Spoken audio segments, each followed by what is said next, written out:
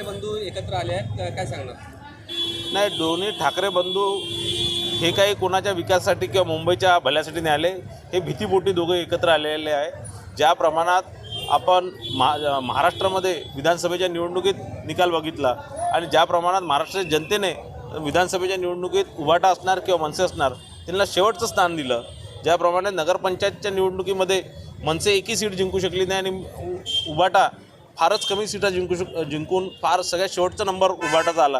तर मला असं वाटतं भीतीपोटी हे दोघं भाऊ एकत्र आले की थोडं बहुत काही ना काही सीटा तरी त्यांच्या मुंबई महानगरपालिकेमध्ये निवडून. मराठी मुद्दा घेत आहेत ते वारंवार, मराठी मुद्दा एकच येऊन चाललेला आहे का? बघा, मुंबई शहरातनं मराठी माणसाला हातभार करण्याचं काम या उद्धव ठाकरे आणि राज ठाकरेजींनी केलेलं आहे. मागच्या अनेक वर्षापासून मुंबई महानगरपालिकेची सत्ता यांच्याचकडे होती आणि या मुंबईला भकास करण्याचं काम यांनी केलं, मराठी माणसाला हातभार करण्याचं काम केलं.